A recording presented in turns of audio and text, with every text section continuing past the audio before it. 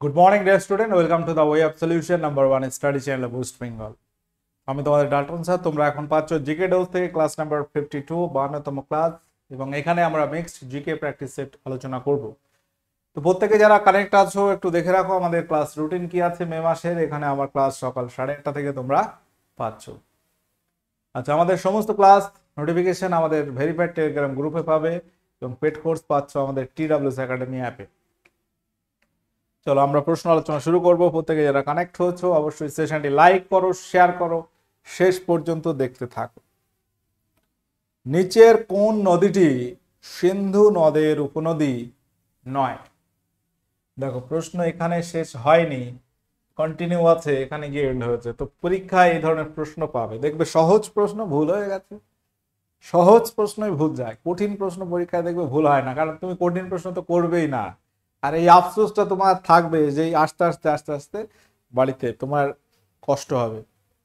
তাহলে উপায় কি? উপায় হচ্ছে প্রশ্ন ভালো করে পড়তে হবে পুরোটা একবার, অপশনগুলো ভালো করে দেখতে হবে। সিন্ধু নদের উপনদী হচ্ছে নয়, বলতে গেলে শোন, বেতস্তা, চন্দ্রভাগা, শতদ্রু, ইরাবতী, রাভি, এগুলো সব সিন্ধু নদের উপনদী। পশ্চিমবঙ্গে মোট কয়টি জাতীয় উদ্যান আছে, অর্থাৎ ন্যাশনাল পার্ক আছে? বলতে পারবে? ন্যাশনাল পার্ক 6টি, কি কি আছে? 6টি জাতীয় উদ্যান আছে, তাই তো? 6টি কি কি আছে? Buxa national park, Gorumara national park, Neora valley, Singalila, Sundarban, Jaldapara. এই হচ্ছে 6টি ন্যাশনাল পার্ক। দেখো, বক্সা এটা ন্যাশনাল পার্কের মর্যাদা পায় 1992-এ, গরুমারা 1992-এ, নেওড়া ভ্যালি 1986-তে, 1986 সিঙ্গালীলা, 1984-এ সুন্দরবন, 2014 সালে জলদাপাড়া। এগুলো হচ্ছে ন্যাশনাল পার্ক হিসেবে পশ্চিমবঙ্গে আছে। হলদি নদীটি কোন কোন নদীর মিলিত প্রবাহ? প্রশ্নটা ডব্লিউবিসিএস কিন্তু এসেছিল। হলদি নদী এটি কোন কোন নদীর মিলিত প্রবাহ? বলো। কেলেঘাই ও কংসাবতী, অজয়, মৈরাকি, শিলাবতী, দ্বারকেশ্বর, সপ্তমুখী, জামিরা। সঠিক উত্তর এখানে কি হবে প্রত্যেকে বলো। সঠিক উত্তর হয়ে যাবে কেলেঘাই ও কংসাবতী। শিলাবতী, দ্বারকেশ্বর নদীর মিলিত প্রবাহ হচ্ছে রূপনারায়ণ।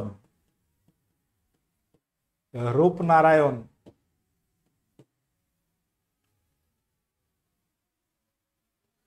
বলো, মামা ভাগ্নে পাহাড় এটি কোন জেলাতে অবস্থিত? নিম্নলিখিত কোন জেলায় অবস্থিত? পশ্চিমবঙ্গের উল্লেখযোগ্য একটা পাহাড় হচ্ছে মামা ভাগ্নে পাহাড়। এটি কোন জেলায় আছে? পূর্ব মেদিনীপুর, পুরুলিয়া, বাঁকুড়া, বীরভূম। সঠিক উত্তর কি হবে? সঠিক উত্তর কি হয়ে যাবে এখানে?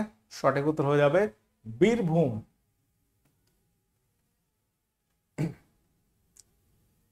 আচ্ছা, পশ্চিমবঙ্গের সর্বোচ্চ শৃঙ্গর নাম কি? সান্দাকফু। সেটা কোথায়? দার্জিলিং এ। তারপর হচ্ছে ফালুট, টাইগার হিল, এগুলো উল্লেখযোগ্য পর্বতশৃঙ্গ। এবং পশ্চিমবঙ্গে যদি তুমি মালভূমি অঞ্চলের দিকে তাকাও, পশ্চিমবঙ্গের পশ্চিম অংশে এই মালভূমি অঞ্চল রয়েছে এবং এখানে বেশ কিছু উল্লেখযোগ্য পাহাড় পর্বত আছে। কি কি আছে সেগুলো একটু বলে দিচ্ছি এক ঝলকে। পশ্চিমবঙ্গের সর্বোচ্চ শৃঙ্গ হচ্ছে সান্দাকফু, উচ্চতা 3636 মিটার, যেটা আছে দার্জিলিং এ। ফালুট 3595, এটা দার্জিলিং এ আছে, পশ্চিমবঙ্গের দ্বিতীয় সর্বোচ্চ শৃঙ্গ। টাইগার হিল রয়েছে উল্লেখযোগ্য, দার্জিলিং এর ঋষিলা আছে 3121 মিটার, যেটা কালিম্পং জেলায় পড়ছে। মামা ভাগ্নে, মধুরখালী, এই যে পাহাড়গুলো কোথায় আছে? বীরভূমে। শুশুনিয়া, বিহারীনাথ, বাঁকুড়া, জয়চন্ডী, পাঞ্চেত হিল, এটা পরীক্ষায় থাকে, ভান্ডারি, অযোধ্যা, গোরগাবুরু, এগুলো পুরুলিয়া জেলায় অবস্থিত। অযোধ্যা পাহাড়ের গোরগাবুরু, এটা হচ্ছে মালভূমি অঞ্চলের সর্বোচ্চ শৃঙ্গ, এটা পরীক্ষায় আসে। দাক্ষিণাত্য ক্ষত কোন শাসকের সঙ্গে সম্পর্কিত? দাক্ষিণাত্য ক্ষত এটি কোন শাসকের সঙ্গে রিলেটেড? আলাউদ্দিন খলজি, আকবর, ঔরঙ্গজেব, নিজাম। কি হবে বলো, সঠিক উত্তর কি হবে? দাক্ষিণাত্য মানে দক্ষিণ ভারতে খুব একটা মানে দক্ষিণ ভারত শান্তিদায়ক হয়নি, যেটা দাক্ষিণাত্য ক্ষত রিলেটেড হচ্ছে ঔরঙ্গজেবের সঙ্গে, যেটা পরীক্ষা এসেছিল সম্ভবত কুর্ডেসায়। প্রশ্নটা আগেও করানো হয়েছে। আলাউদ্দিন খলজি তিনি দক্ষিণ ভারত জয় করেছিলেন মালিক কাফুরের নেতৃত্বে। তাহলে অপশন সি এখানে সঠিক উত্তর হয়ে যাবে। শকাব্দের কবে সূচনা ঘটে? শকাব্দ বলতে পারবে কবে হবে? শকাব্দ এটা হচ্ছে কনিষ্কের সিংহাসন আরোহণের সময়কাল, যেটা ভারতবর্ষে অনেক সময় শকাব্দকে মানা হয় জাতীয় ক্যালেন্ডারে। শকাব্দ এর সূচনা ঘটে 78 এডি, যেটা বলা হচ্ছে সম্রাট কনিষ্কের, কুষাণ সম্রাট কনিষ্কের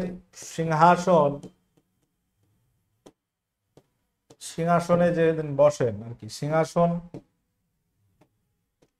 আরোহণের সময়কালকে।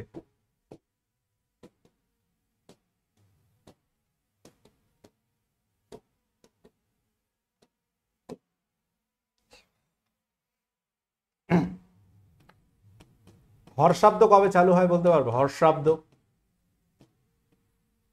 গুপ্তাব্দ। হর্ষাব্দ হচ্ছে 606 খ্রিস্টাব্দ, এটা হচ্ছে 320 খ্রিস্টাব্দ।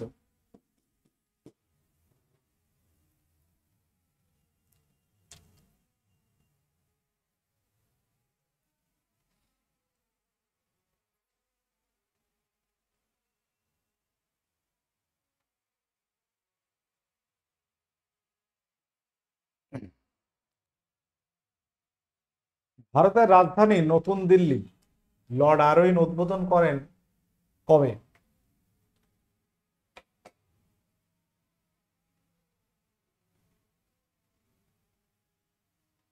বলো কি হবে সঠিক উত্তর এখানে? ভারতের রাজধানী নিউ দিল্লি, এটা লর্ড আরউইন উদ্বোধন করছে কত সালে? ভারতবর্ষের রাজধানী কলকাতা থেকে দিল্লিতে যাচ্ছে 1911 সালে, কিন্তু এটা প্রশ্নটা ওটা নয়, এটা হচ্ছে লর্ড আরউইন। লর্ড আরউইন হচ্ছে 1931 সালে। Option C. তিস্তার জলবন্টন চুক্তি ভারত আর কোন দেশের মধ্যে হয়েছে? তিস্তা নদী ভারতবর্ষের কোন অঞ্চলে, কোন রাজ্য থেকে উৎপত্তি? সিকিম থেকে।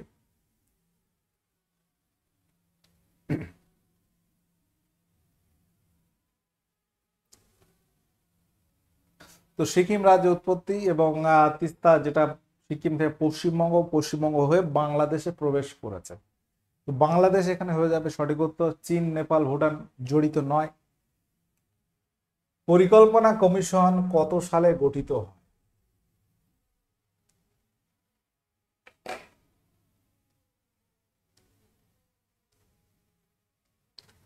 পরিকল্পনা কমিশন বা প্ল্যানিং কমিশন, যার রেসপেক্টে আমরা বলতে পারি যে ভারতবর্ষে পঞ্চবার্ষিকী পরিকল্পনা চালু হয়েছিল। সেই পরিকল্পনা কমিশন এটি গঠিত হয়েছিল 1950 সালে, এতটুকু আমরা জানি। কিন্তু এখানে তারিখ যখন দিয়েছে তোমাকে এই জিনিসটা মাথায় রাখতে হবে। 1950 সালে 15ই মার্চ মাসে এই পরিকল্পনা কমিশন গঠিত হয়, এবং যার ভিত্তিতে পরবর্তীতে পঞ্চবার্ষিকী পরিকল্পনা চালু হয়েছিল। পঞ্চবার্ষিকী পরিকল্পনা শুরু হয় কত সালে? কল্পনা শুরু হয় 1951 সালে।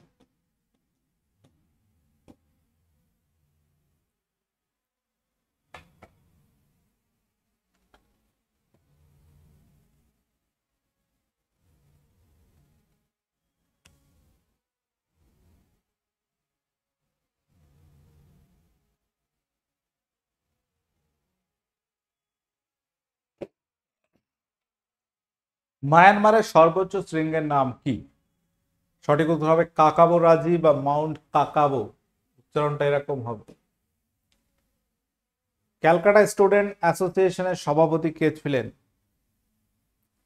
ক্যালকাটা স্টুডেন্টস অ্যাসোসিয়েশনের সভাপতি কে ছিলেন বলতে পারবে? আনন্দমোহন বসু, সুরেন্দ্রনাথ ব্যানার্জি, নন্দকৃষ্ণ বসু, কেশবচন্দ্র সেন। সঠিক উত্তর কি হবে?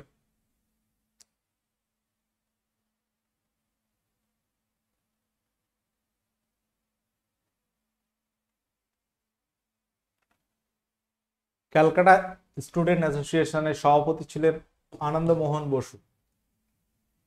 নিম্নে উল্লেখিত ব্যক্তিদের মধ্যে কে জাহাঙ্গীর রাজসভায় এসেছিলেন? Niccolo Conti, Francois Bernier, sir Thomas Roe, আত্রিয়াস নিকিতা।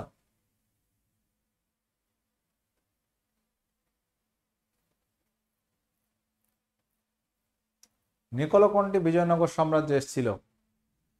আচ্ছা, আত্রিয়াস নিকিতানো সেই সময়কালের।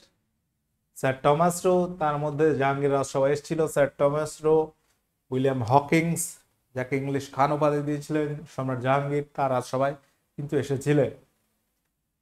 নিম্নে উল্লেখিত ঘটনাগুলির মধ্যে সঠিক ক্রমটি উল্লেখ করো। এই ধরনের প্রশ্ন পরীক্ষায় থাকতে পারে, কিছু কিছু প্রশ্ন যেগুলো পরীক্ষা আসার মতো, তার মধ্যে এটি একটি।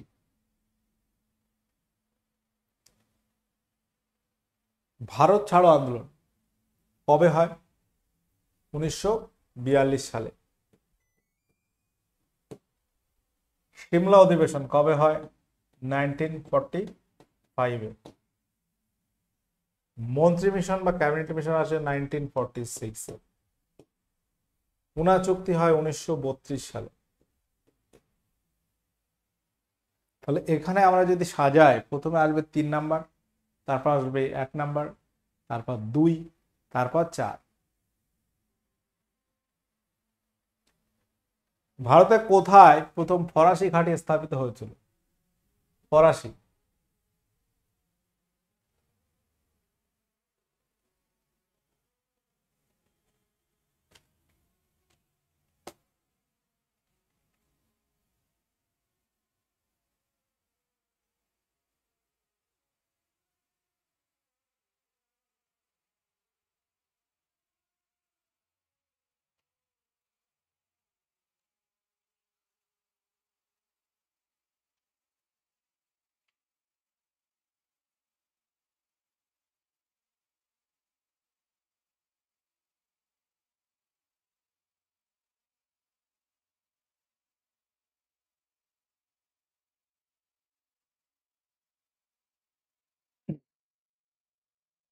সঠিক উত্তর হবে সুরাটে, 1668 সালে।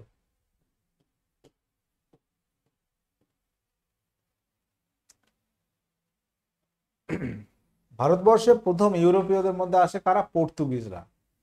প্রথম আসে পর্তুগিজ।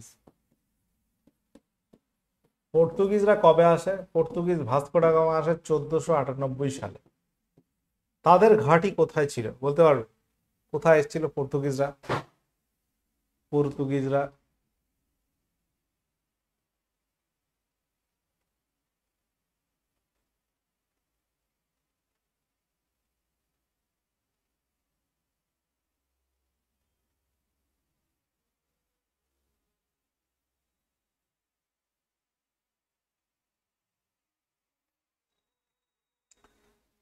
তারা এসেছিল কালিকট বন্দরে। কালিকট বন্দরে প্রথম উপস্থিত হয় ভাস্কো ডা গামা। তারপর আমরা যদি দেখি ইংরেজদের প্রথম ঘাঁটি ছিল সুরাট। ইংরেজদেরও প্রথম ঘাঁটি কোথায় ছিল? সুরাটে ছিল। ফরাসি এবং ইংরেজ তাদের প্রথম ঘাঁটি সুরাটে ছিল। সুরাটটা কোথায় পড়ছে? সেটা পড়ছে গুজরাটে। ভারতে কে ইংরেজি শিক্ষা প্রবর্তন করেছিলেন?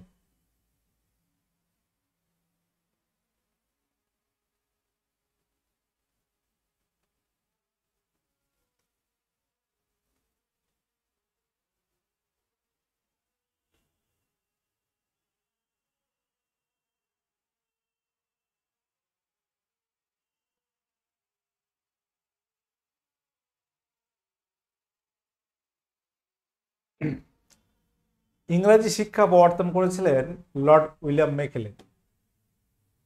মেকেলে মিনিটস বলে একটা কথা রয়েছে, বা মেকেলের প্রতিবেদন, যেটি প্রকাশিত হয় 1835 সালে। ভারতবর্ষে কোম্পানি শাসনকালে, ইস্ট ইন্ডিয়া কোম্পানি শাসনকালে আমরা যদি দেখি তৃতীয় সনদ আইন যেটি বা থার্ড চার্টার অ্যাক্ট যেটি হয়েছিল 1833 সালে, সে তার পরবর্তীতে আমরা যদি দেখি ভারতবর্ষে ইংরাজি শিক্ষাটাকে, সরকারি ইংরাজি ভাষাটাকে সরকারি ভাষায় কনভার্ট করা হচ্ছে ফার্সি ভাষা থেকে। তো সেই ইংরেজি শিক্ষা প্রবর্তনে সহযোগিতা করেন মেকেলে, লর্ড মেকেলে বা উইলিয়াম মেকেলে 1835-এ। মেকেলে মিনিটস, এটা আমরা মনে রাখবো। নিম্নলিখিত কোন সংস্থাটি মহাত্মা গান্ধী প্রতিষ্ঠা করেন নি? এখানে প্রশ্নটা শেষ হচ্ছে। দেখো প্রশ্ন এখানে শেষ হচ্ছে, ভালো করে খেয়াল করে অ্যান্সার করো। কোন সংস্থাটি মহাত্মা গান্ধী প্রতিষ্ঠা করেননি? সঠিক উত্তর হয়ে যাবে এখানে বিশ্বভারতী, যেটা রবীন্দ্রনাথ ঠাকুর প্রতিষ্ঠা করেছিলেন। সবরমতী আশ্রম গুজরাটে, সেবাগ্রাম মহারাষ্ট্রে, ফিনিক্স আশ্রম যেটা সাউথ আফ্রিকায় করেছিলেন। আগ্রা শহরের পত্তন করেন নিম্নের কোন সম্রাট?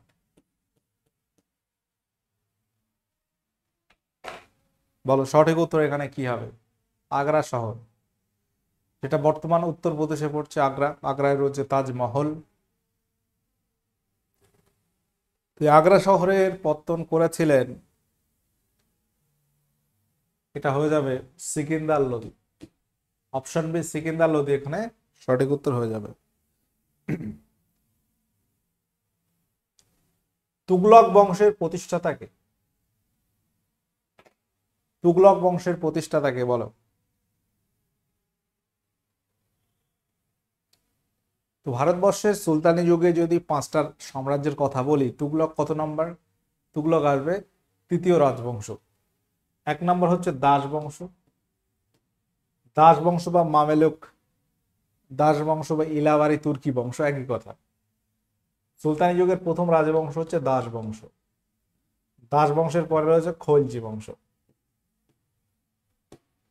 খলজি বংশ। খলজির পরে রয়েছে তুগলক বংশ। এই তুগলক বংশ কিন্তু সব থেকে দীর্ঘ। সুলতানি যুগটাকে টোটাল আমরা 5টি রাজবংশের কথা পাবো এখানে। সুলতানি যুগ, ভারতবর্ষের ইতিহাসে সুলতানি যুগ, এখানে 5টি রাজবংশ। 3-4 হচ্ছে সৈয়দ বংশ এবং 5 নম্বর হবে লোদি বংশ।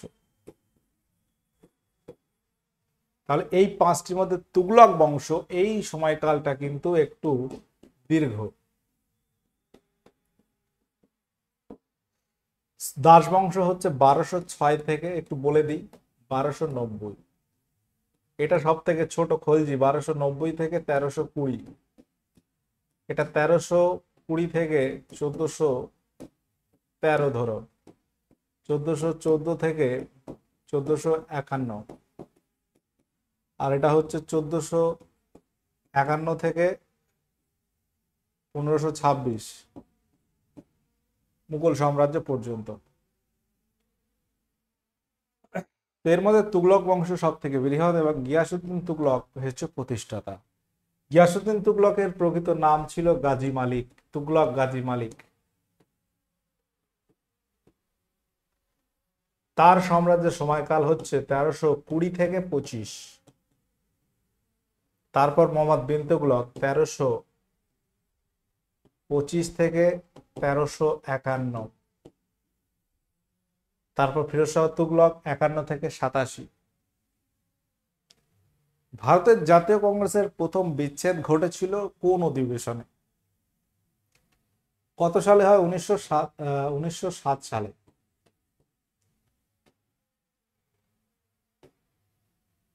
1907 সালে হচ্ছে সুরাট ভাঙন নামে আমরা জানি ইতিহাসে, ভারতবর্ষের ইতিহাসে উল্লেখযোগ্য একটা সময়কাল। এইটা কংগ্রেসের মধ্যে ভাগ হচ্ছে একটা নরমপন্থী আর একটা চরমপন্থী। এটা হচ্ছে 1907 সালে সুরাট ভাঙন নামে পরিচিত ইতিহাসে। এবং এই অধিবেশনের সভাপতি কে ছিল? সভাপতি কে ছিলেন বলো? সভাপতি ছিলেন রাসবিহারী ঘোষ। রাসবিহারী ঘোষ, এটা কিন্তু বোস নয়, হ্যাঁ।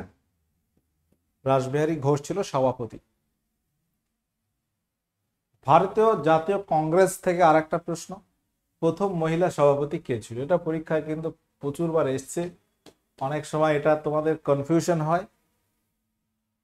কি হবে বলো সঠিক উত্তর? ভারতীয় জাতীয় কংগ্রেসের প্রথম মহিলা সভাপতি ছিলেন অ্যানি বেসান্ত। অ্যানি বেসান্ত 1917 সালে তিনি সভাপতি পদে নিযুক্ত হয়েছিলেন।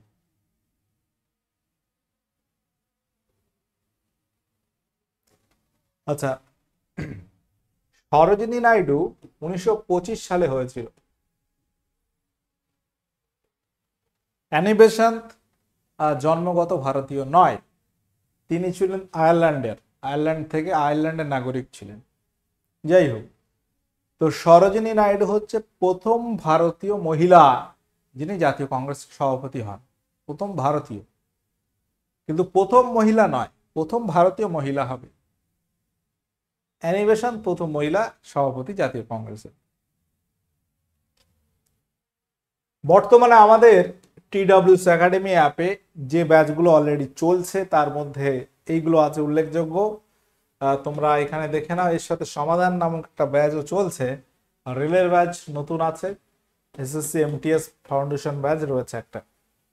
তো যে যে পরীক্ষার জন্য চেষ্টা করবে সেই ব্যাচ নিতে পারো নির্দ্বিধায়, কোনো রকম হেজিটেশনের জায়গা এখানে নেই।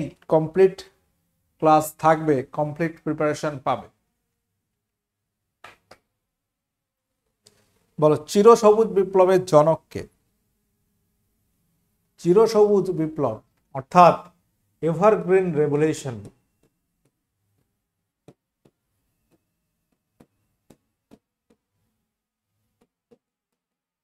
চিরসবুজ এভারগ্রিন, এভারগ্রিন রেভলিউশন এই যে টার্ম, এটা কে প্রবর্তন করেন জানো? আমরা গ্রিন রেভলিউশন নাম শুনেছি, সবুজ বিপ্লব এই কথাটি চালু করেছিলেন উইলিয়াম গান্ডে, তিনি সবুজ বিপ্লব কথাটি বলেছিলেন। কিন্তু সবুজ বিপ্লবের জনক হচ্ছে ডক্টর নরম্যান বোরল্যাং। কিন্তু ভারতে সবুজ বিপ্লবের জনক ডক্টর MS স্বামীনাথন, তিনি কিন্তু ভারতের সবুজ বিপ্লবের জনক, এবং এভারগ্রিন রেভলিউশন এই কথাটাও বলেছিলেন ডক্টর MS স্বামীনাথন, এবং তাকেই বলা হয় চিরসবুজ বিপ্লবের জনক। কথাটা একটু আলাদা, একটু আলাদা, সবুজ বিপ্লব চিরসবুজ দুটো কিন্তু আলাদা কথা। Green revolution, evergreen revolution. খাদ্যশস্য বিশেষ করে ধান, গমের ক্ষেত্রে ভারতে এই সবুজ বিপ্লব হয়েছিল তৃতীয় পঞ্চবার্ষিক পরিকল্পনার শেষে 1966 সাল নাগাদ। এবং উচ্চ ফলনশীল বীজগুলো কোন দেশ থেকে নিয়ে আসা হয়েছিল? মেক্সিকো থেকে। এটাও পরীক্ষা আসে প্রশ্ন। হলুদ বিপ্লবের জনক কে বলতো? হলুদ বিপ্লব, বিভিন্ন রং বেরঙের বিপ্লব রয়েছে, তার মধ্যে এটা একটা হলুদ বিপ্লব, ইয়েলো রেভলিউশন। এটি কি সম্পর্কিত, কি রিলেটেড? এটা হচ্ছে তৈলবীজ, মানে যে সমস্ত শস্য বা কৃষিজ ফসল থেকে তেল উৎপাদন হয়, যেমন তুমি বলতে পারো সরিষা, তিল, আরো যে সমস্ত আছে সবগুলো মিলিয়ে হচ্ছে তৈলবীজ। মোটামুটি কালারটাকে রিলেট করে তৈরি হয়েছে, এই সমস্ত নামগুলো দেওয়া হয়েছে কালার কম্বিনেশন ম্যাচ করিয়ে। যেমন তুমি বলতে পারো হোয়াইট রেভলিউশন, সাদা বিপ্লব, দুধ। আগেরটা কি দেখলে? গ্রিন, যেগুলো সবুজ ফসল। আচ্ছা, তৈলবীজ হলুদ, এটা হচ্ছে Sam Pitroda, option D. Doctor Verghese Kurien হচ্ছেন হোয়াইট রেভলিউশনের জনক, সাদা বিপ্লব।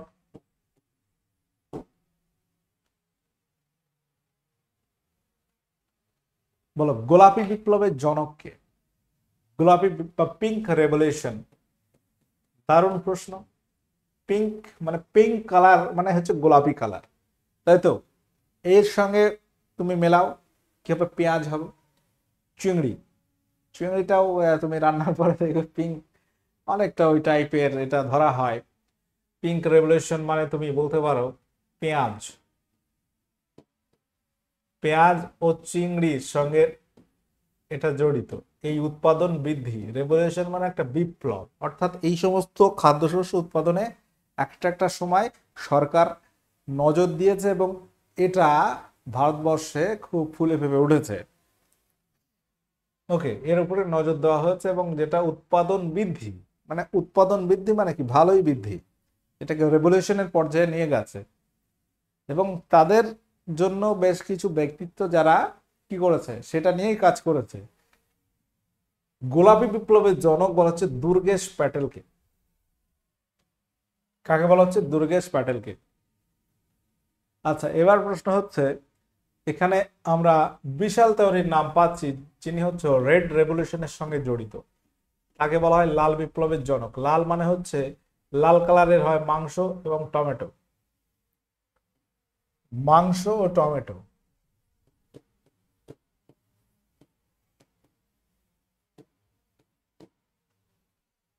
সিলভার ফাইবার রেভলিউশন নিম্নের কোনটি? সিলভার ফাইবার মানে হচ্ছে, সিলভার মানে রজত বিপ্লব, রজত তন্তু বিপ্লব।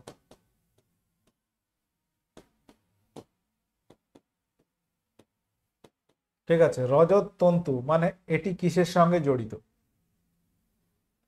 আচ্ছা, ডিম উৎপাদন, এটা কিন্তু তুমি বলতে পারো এটা সিলভার রেভলিউশন, সিলভার রেভলিউশন অর্থাৎ রজত বিপ্লব। কার্পাস উৎপাদন হচ্ছে, ফাইবার মানে তন্তু, পাট কি বলতো, পাট হচ্ছে golden fibre, golden fibre revolution অর্থাৎ সোনালী তন্তু বিপ্লব, সোনালী তন্তু বিপ্লব। আচ্ছা, গতদিনের হোমওয়ার্ক ছিল এটা, বিশ্ব অরণ্য দিবস কবে পালিত হয়? আচ্ছা, এখানে গম তো দেখলে, গ্রিন রেভলিউশন, আরো অনেক বিপ্লব রয়েছে, কটা বলবো আর এই মুহূর্তে, অনেকবার বলা হয়েছে যদিও তোমরা পারবে। বিশ্ব অরণ্য দিবস 21শে মার্চ। 5ই জুন বিশ্ব পরিবেশ দিবস পালিত হয়। 21শে জুন ইন্টারন্যাশনাল যোগা ডে, যোগ দিবস। স্বর্ণালী বিপ্লব বা গোল্ডেন রেভলিউশনের জনককে, এটা কি সম্পর্কিত? তোমরা বলবে কি সম্পর্কিত?